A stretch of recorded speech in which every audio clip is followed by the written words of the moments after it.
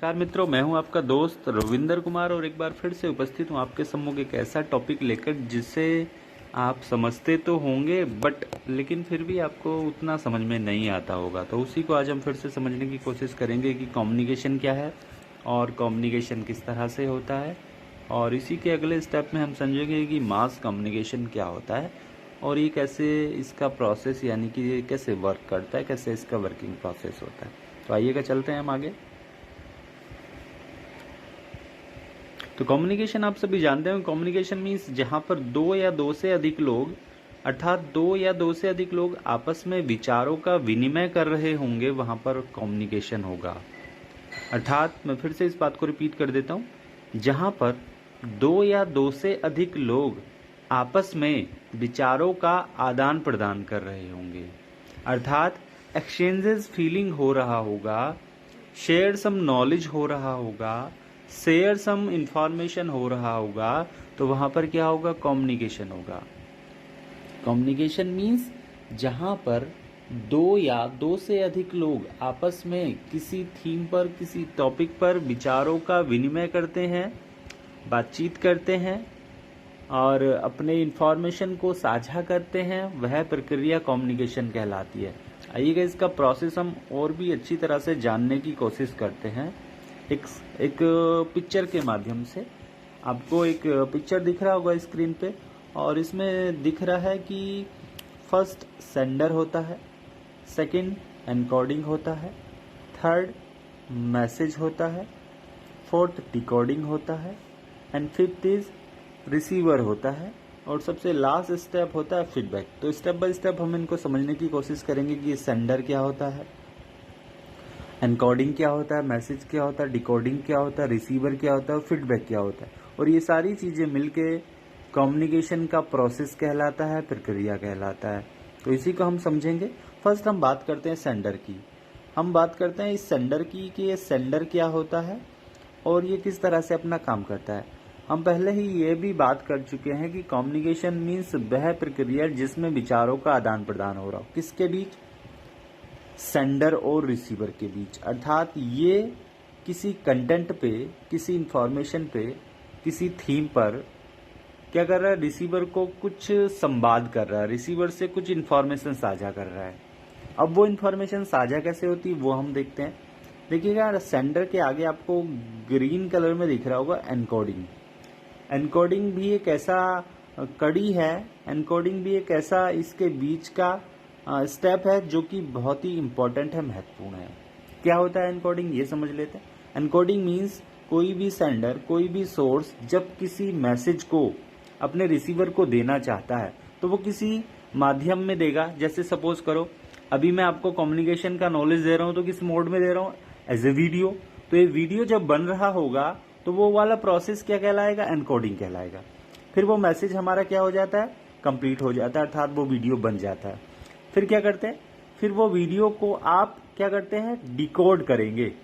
Decode means suppose करो YouTube में video होगा तो आप उसको क्या करेंगे? नेट से जोड़ेंगे। तो नेट से जब वो वीडियो जोड़ा और आपको दिख रहा है आपकी मोबाइल स्क्रीन पर, तो वो कुछ सिंबल्स हैं, कुछ सिग्नल्स हैं जो इलेक्ट्रिक मोड में होते हैं और उसको नेट ने क्या कर दिया? विजुअल मोड में क्या कर दिया? उन्हें प्रसारित कर दिया। अर्थात जो सिग्नल्स मैंने इंटरनेट के थ्रू यूट्यूब की माध्यम से आपके साथ शेयर किए हैं, उन सिग्नल्स को आपने डिकोड कर लिया। किसके माध्यम से? नेट और मोबाइल के माध्यम से। तो क्या हुआ? आप रिसीवर हैं, वीडियो को देख रहे हैं, तो क्या कर रहे हैं? देख रहे हैं, तो आपने डिकोडिंग करके ही देखा होगा। ऐसे ही आप किसी बिना डिकोडिंग के ये वीडियो को नहीं देख सकते। समझ गए होंगे आप बात। और इसमें सबसे लास्ट वाला जो स्टेप है वो है फीडबैक। फीडबैक मीन्स ये फीडबैक भी एक ऐसी कड़ी है जो क्या करता है? रिसीवर और सेंडर को जोड़ता है और कम्युनिकेशन के प्रोसेस को भी बताता है कि कम्युनिकेशन का प्रोसेस कैसा हुआ है। सपोज करो मैंने कोई इंफॉर्मेशन इस वीडियो के थ्रू आपको दी, ठीक है ना? अब आपने वो इंफॉर्मेशन ली है कि नहीं ली है, उस वीडियो को देखा है कि नहीं देखा है, देखकर उसको कुछ फायदा हुआ है कि नहीं फायदा हुआ है, वो क्या बताएगा हमें? वो हम फीडबैक से ही जान पाएंगे, बिना फीडबैक के हम नहीं जान पाएंगे। अगर सपोज करो इस फीडबैक को मैं यहां से निकाल दूं तो ये इन्फॉर्मेशन जाने का काम तो हो रहा है, मीन्स मैं इन्फॉर्मेशन तो साझा कर रहा हूं, बट मेरे पास ये कोई नॉलेज नहीं होगा कि उस इंफॉर्मेशन को आपने देखा है, उस इंफॉर्मेशन से आप लाभान्वित हुए हैं, उस इंफॉर्मेशन का आपके ऊपर कोई रिजल्ट या कोई इफेक्ट भी पड़ा है, तो ये बिना फीडबैक के पता नहीं चलता है। तो समझ गए होंगे आप कि इसमें क्या होता है। एक बार फिर से मैं समझाने की कोशिश करता हूँ शॉर्ट टाइम में। सेंडर कोई भी व्यक्ति हो सकता है, वो क्या करता है, एनकोडिंग। एनकोडिंग मीन्स कुछ बनाता है। जैसे सपोज करो अगर कोई टीचर क्या करता है, कम्युनिकेशन करता है अपने स्टूडेंट के साथ, तो यहाँ टी कर देते हैं, T for teacher, S for student कर देते हैं। अब ये टीचर क्या करता है, ये टीचर कोई नोट्स देना चाहता है, अर्थात कोई मैसेज देना चाहता है, तो उस मैसेज को वो क्या करेगा, पहले रिटन करेगा, लिखेगा, ठीक है ना। W फॉर रिटन कर दिया मैंने क्योंकि यहाँ पे स्पेस कम है, तो W फॉर रिटन कर दिया, अर्थात वो टीचर क्या करेगा, उस मैसेज को क्या करेगा, या तो टाइप कर सकता है, हैंड रिटन कर सकता है, या किसी और मोड में उसको बना सकता है। तो ये वाला प्रोसेस एनकोडिंग कहलाएगा। एनकोडिंग के बाद वो मैसेज हमारा तैयार हो जाएगा। तैयार होने के बाद सपोज करो टीचर ने W फॉर रिटन यानी कि लिख दिया है, अब इसे क्या है, रीड नहीं आता है, अर्थात ये रीड नहीं करता है, या फिर ये जो रीड करने का प्रोसेस होगा वो क्या कहलाएगा, डिकोडिंग। उम्मीद करता हूं आप इस बात को बिल्कुल समझ गए होंगे। टीचर जब लिख रहा है मैसेज को तो वो एनकोडिंग होगा, और स्टूडेंट जब उस मैसेज को पढ़ रहा है तो वो डिकोडिंग कहलाएगा। समझ गए होंगे ना, एनकोडिंग डिकोडिंग भी। तो इसमें मुख्यतः मूल रूप से क्या होता है, मूल रूप से इसमें कुछ फैक्ट्स, कुछ बिंदु होते हैं। फर्स्ट सेंडर होता है, सेकंड एनकोडिंग होता है, थर्ड इज मैसेज होता है, फोर्थ इज डिकोडिंग होता है, एंड फिफ्थ इज रिसीवर होता है, और सबसे महत्वपूर्ण कड़ी फीडबैक। बिना फीडबैक के इस पूरे प्रोसेस का हमें पता नहीं लगेगा कि ये कम्युनिकेशन कैसा हुआ है, अच्छा हुआ है, खराब हुआ है, बहुत खराब हुआ है, ये बहुत अच्छा हुआ है। तो आप लोग समझ गए होंगे, उम्मीद करता हूं। आगे चलते हैं। एक आगे भी हमारे पास एक ऐसा वो है, उसको हम भी और समझने का प्रयत्न करेंगे और समझने की कोशिश करेंगे। एक और स्लाइड के थ्रू मैं आपको एक मास कम्युनिकेशन समझाता हूं कि मास कम्युनिकेशन, अभी हमने कम्युनिकेशन समझा, अब हम मास कम्युनिकेशन को समझने की कोशिश करेंगे। देखिएगा, मास कम्युनिकेशन में यहाँ पे कम्युनिकेशन हो रहा था, तो इसमें क्या था, नंबर्स ऑफ पीपल्स कम होगा, नंबर ऑफ ऑडियंस कम होगा, बट यहाँ पर क्या होगा, मास कम्युनिकेशन में नंबर्स क्या होंगे, ज्यादा होंगे, अर्थात सुनने वाले लोग क्या होंगे, ज्यादा होंगे। तो अभी हम बता रहे थे कि यहाँ पर क्या होगा, ज्यादा लोग होंगे। कैसे ज्यादा लोग होंगे, सपोज करो कोई रेडियो में प्रोग्राम आता है, अब उसमें ये थोड़ी ना कि कितने लोग सुन रहे होंगे, उसमें तो बहुत सारे लोग एक साथ सुन सकते हैं, तो उनका काउंटिंग करना क्या होगा, इजी काम नहीं होगा। ऐसे टीवी में कोई प्रोग्राम चल रहा होगा, तो टीवी में भी हम कितने लोग देख रहे हैं उसका आइडिया नहीं लगाया जा सकता, बट टीआरपी के थ्रू, बहुत सारी टेक्निकल इश्यू के थ्रू आइडिया लगा लेते हैं, लेकिन वो आइडिया भी क्या होता है, मुश्किल काम होता है लगाना। तो जहां पर ऑडियंस, लिसनर्स, व्यूअर अर्थात जो हमारा रिसीवर है वो क्या होगा, ज्यादा होगा, और उसकी काउंटिंग करने में हमें क्या होगी, प्रॉब्लम होगी, समस्या होगी, तो वो वाला प्रोसेस क्या कहलाएगा, वो वाला प्रोसेस हमारा मास कम्युनिकेशन कहलाएगा। जबकि कम्युनिकेशन में हम बात कर रहे थे, कम्युनिकेशन में हम विचार साझा तो कर रहे थे, बट नंबर्स क्या होंगे, जो नंबर्स ऑफ रिसीवर होगा वो क्या होगा, कम होगा, लिमिटेड होगा। बट मास कम्युनिकेशन में नंबर ऑफ रिसीवर क्या होंगे, नंबर ऑफ रिसीवर ज्यादा होंगे। 100 भी हो सकता है, 500 भी हो सकता है, 1000 भी हो सकता है, 1 लाख भी हो सकता है, कुछ भी हो सकता है, ठीक है ना। तो उम्मीद कर रहा हूँ आज आप समझ रहे होंगे जो मैं कहना चाह रहा हूँ कि कम्युनिकेशन में क्या होगा, numbers of peoples, numbers of receivers कम होंगे, बट मास कम्युनिकेशन में नंबर ऑफ रिसीवर ज्यादा होंगे। आगे चलते हैं, इसका भी प्रोसेस हम समझने की चेष्टा करते हैं कि वर्किंग प्रोसेस क्या है इसका, और वर्किंग प्रोसेस के थ्रू ये कैसे काम करता है। देखिएगा, यहाँ पर एक डायग्राम आपको दिख रहा होगा, और इस डायग्राम में बड़ा इजीली हम समझ सकते हैं कि ये क्या है। देखिएगा, इस डायग्राम में सबसे पहले क्या हुआ है, एक टीवी सेट है, टीवी सेट में कुछ सिग्नल्स के थ्रू क्या कर रहा है, प्रोग्राम आ रहा है।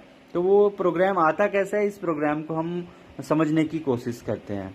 देखिएगा, इसमें सबसे पहले एक प्रोग्राम सोर्स होता है, जो हम कम्युनिकेशन में पढ़ रहे थे, वही सेम चीज है।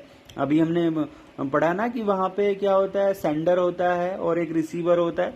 तो ये तो हो गया हमारा, जरा मैं इसका कलर थोड़ा सा चेंज कर देता हूं, आपको अच्छे से नहीं दिख रहा होगा।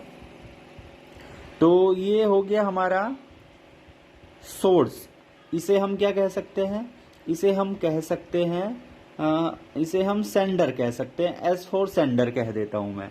और ये हो गया हमारा रिसीवर, जो हम कम्युनिकेशन में भी पढ़ रहे थे, ये रिसीवर हो गया। और ये हमारा सेंडर हो गया। सेंडर हमारा क्या है, फर्स्ट पहला व्यक्ति है जो इन्फॉर्मेशन पे काम कर रहा है। अब इस सेंडर ने क्या किया, इस सेंडर ने कुछ प्रोग्राम को बनाया। कोई वीडियो हो सकता है, कोई ऑडियो हो सकता है, कोई इमेज हो सकता है, कुछ भी हो सकता है। अब इसने उस पर वीडियो बनाया। ये टीवी शो हो रहा है तो टीवी की बात चल रही है तो वीडियो ही कहेंगे। तो वीडियो इसने बनाया, प्रोग्राम सोर्स ने, अर्थात सोर्स ने किसी माध्यम से, कैमरा से और वीडियोग्राफी से इसने कोई वीडियो बनाया। अब वो वीडियो क्या किया, इसने रिकॉर्ड कर लिया। रिकॉर्ड करके इसने सैटेलाइट के थ्रू सैटेलाइट में उस वीडियो को डाला। और सैटेलाइट क्या होता है, ये सैटेलाइट ये भी कह सकते हैं, या फिर इसे हम रिले केंद्र भी कह सकते हैं। तो रिले केंद्र पे इसने वीडियो को डाला, जो सिग्नल्स के थ्रू क्या हुआ, जो सिग्नल्स के थ्रू ब्रॉडकास्ट सेंटर पे गया। ब्रॉडकास्ट सेंटर मीन्स ये जो सिग्नल्स की क्वालिटी थी वो क्या थी, कम थी, लो थी, ठीक है ना। अब ये लो क्वालिटी थी, इस क्वालिटी को हमें क्या करना पड़ेगा, इम्प्रूव करना पड़ेगा, इसको बढ़ाना पड़ेगा, इसकी स्ट्रेंथ को बढ़ाना पड़ेगा, क्योंकि हमें ज़्यादातर लोगों तक ये बात पहुंचानी है। तो यहाँ पर क्या होते हैं, कुछ ऐसे एम्पलीफायर होते हैं जो इसकी क्वालिटी को इंक्रीज करते हैं। सपोज करो हमने है यहाँ पे 50 स्ट्रेंथ थी सिग्नल्स की, ये वाला जो मैंने बता रखा है लो क्वालिटी 50 थी, तो इसको इसने क्या कर दिया, इसको डीवीएस प्रोवाइडर ने इसकी स्ट्रेंथ को बढ़ा दिया। कैसे बढ़ा दिया, इसको इसने 50 था तो इसको 100 कर दिया। मान लो ये एग्जाम्पल के तौर पर बता रहा हूं मैं, इसने 100 कर दिया या इससे भी ज्यादा इसको बढ़ा दिया, ठीक है। अब ये डीवीएस सर्विस प्रोवाइडर इस वीडियो को एक बड़ी सैटेलाइट में डालता है। प्रत्येक देश की अपनी अपनी सैटेलाइट होती है, जैसे हमारे इंडिया की जीसैट है, एजुसैट है, और तमाम सैटेलाइट प्रत्येक देश की हैं। और इन सैटेलाइट में क्या होता है, इन सैटेलाइट में हम क्या करते हैं, सिग्नल्स को छोड़ते हैं। अर्थात ये जो प्रोसेस था, मैं फिर से एक बार जरा आपको एक हाईलाइट करके या फिर कलर्स के थ्रू दिखा देता हूँ। ये जो प्रोसेस था, यहाँ पर वीडियो रिकॉर्डेड हुई। वीडियो रिकॉर्डेड के बाद हमने उसको थोड़ा सा क्या किया, हमने किसी टावर के थ्रू, हमने किसी इंस्ट्रूमेंट के थ्रू उसको क्या पहुंचाया, ब्रॉडकास्ट तक पहुंचाया, ठीक है ना। ये कभी कभार डायरेक्ट भी पहुंचा सकते हैं हम, यहाँ पे इसकी जरूरत नहीं भी पड़ती है, लेकिन फिर भी अगर एम्पलीफाई उसे ज्यादा करना है तो इसकी जरूरत पड़ती है। तो डीबीएस प्रोवाइडर के पास हमने पहुंचा दिया। डीबीएस प्रोवाइडर के बाद इसने, डीबीएस प्रोवाइडर ने क्या किया, डायरेक्टली इस वीडियो को सैटेलाइट में छोड़ दिया। और सैटेलाइट में क्या हो गए, वो रेज के थ्रू, किरणों के थ्रू वो वीडियो क्या हो गए, सिग्नल्स एनवायरमेंट में फैल गए। अब ये जो हमारे पास एंटीना है, एरियल है, ये एंटीना क्या कर रहा है, उन सिग्नल्स को कैच कर रहा है, उन सिग्नल्स को क्या कर रहा है, रिसीव कर रहा है। अब ये सिग्नल्स को रिसीव करने के बाद सेट टॉप बॉक्स तक जा रहा है, और ये इलेक्ट्रॉनिक जो सिग्नल्स थे इसको क्या कर दिया, इसने विजुअल फॉर्म में प्रसारित कर दिया, विजुअल प्लस ऑडियो, ठीक है ना। तो एबी में इसने प्रसारित कर दिया, ऑडियो वीडियो, ऑडियो भी दे रहा है, वीडियो भी दे रहा है। और ये वीडियो भी यहाँ जहाँ रिकॉर्ड हुई थी, ये भी ऑडियो वीडियो फॉर्म में रिकॉर्ड हुई होगी। इसको क्या किया था, इसने इसे इलेक्ट्रॉनिक सिग्नल्स में बदला था। फिर उसको क्या किया, फिर उसको थोड़ा सा इंक्रीज किया, उसकी सिग्नल्स की स्ट्रेंथ को इंक्रीज किया। फिर डायरेक्टली उनको क्या, सैटेलाइट में पहुंचा दिया। सैटेलाइट से एंटीना ने उन सिग्नल्स को कैच किया, और उन सिग्नल्स को रिसीवर ने, जो हमारा सेट टॉप रिसीवर है, उसने उसे क्या कर दिया, विजुअल और ऑडियो फॉर्म में प्रदर्शित कर दिया। उम्मीद करता हूं ये प्रोसेस आप समझ गए होंगे, ये चीज आप समझ गए होंगे। एक दूसरे तरह से और समझने की कोशिश करते हैं, जैसे कैसे हमारा ये काम करता है। एक दूसरा वर्किंग प्रोसेस मैं आपको समझाने की कोशिश करता हूँ। इसमें आप देख रहे होंगे बहुत सारे टेलीफोन्स बने हैं और ब्रॉडकास्टर बने हैं, तो इसको भी मैं समझाने की कोशिश करता हूँ ये कैसे काम करता है। तो आप देख रहे होंगे कि ये एक क्या है, एक सेंटर है, ठीक है ना। सेंटर ये क्या काम करता है, ये सेंटर काम करता है सैटेलाइट में रेज को छोड़ने का, ठीक है ना। जैसे हम पहली जो स्लाइड थी वहां पे समझ रहे थे, पहली जो डायग्राम था उसके थ्रू समझ रहे थे। ये सेंटर क्या करता है, ये सेंटर सैटेलाइट्स में क्या करता है, सैटेलाइट्स S4 सैटेलाइट मान लो, क्योंकि यहाँ ज्यादा जगह नहीं है, तो सैटेलाइट में क्या करता है, रेज को छोड़ता है। और ये सेंटर सैटेलाइट में रेज को छोड़ने के बाद वो क्या करता है, वो होम तक, घरों तक, मोबाइल तक और एफएम रेडियो और टेलीकॉम सेक्टर, तो इस तरह से वर्किंग प्रोसेस है। तो उम्मीद करता हूँ आप समझ गए होंगे। Thank you so much for joining me and आपका हृदय से बहुत बहुत आभार।